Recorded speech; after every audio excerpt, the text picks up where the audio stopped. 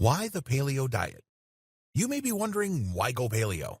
What's the difference between that and, say, keto or vegan or Atkins? The answer is beautiful in its simplicity. The paleo diet is unique in that it is not a diet so much as a mentality. It is a new way to look at life and a wonderful filter through which to make your food choices.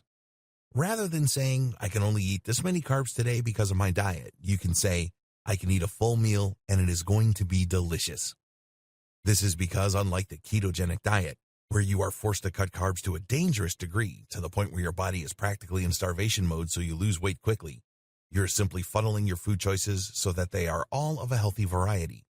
You don't want to eat junk food, things loaded with excess salt and preservatives and who knows what kinds of hidden sugars. You want to eat the foods that are naturally loaded with the nutrients our bodies need in order to thrive. You want nature's diet. That's why the paleo diet came into being. The man who founded it wanted to influence everyone to eat the way our Paleolithic ancestors ate, because it wasn't full of carcinogens and unknown risks. It was a clean, pure way to get your food, so you were able to function through the harsh elements and survive. Some may argue that if the paleo diet was so great, why didn't the Paleolithic era people live longer? The answer to that is simple. They lived in very dangerous conditions. They didn't have advanced medicine the way we do today. They were able to fight through diseases naturally that might have wiped us out because their immune systems had to be tough to weather the elements. If they had managed to gain access to the kinds of technology we have developed today, there's no telling what kind of world we would be living in now. In any event, the paleo diet is a natural way to keep the body balanced, keep the mind clear and alert, and provide us with the flexibility and nimbleness that we might have needed thousands of years ago in survival situations. We are lucky today that this kind of diet isn't as necessary as it was then. Can you imagine watching someone who was raised on a diet of fast food and processed, prepackaged meals to try to outrun a wild animal? Or better yet, fight and kill it with just their ingenuity and crude tools?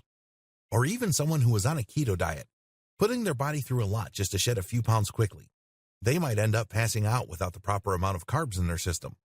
Do you think people who are mistreating their bodies for convenience would win in a life or death situation? No way.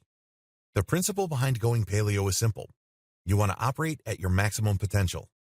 The body runs on fuels, and that's simply the way it is. What we feed ourselves equates to the quality of the gasoline that we put in our cars.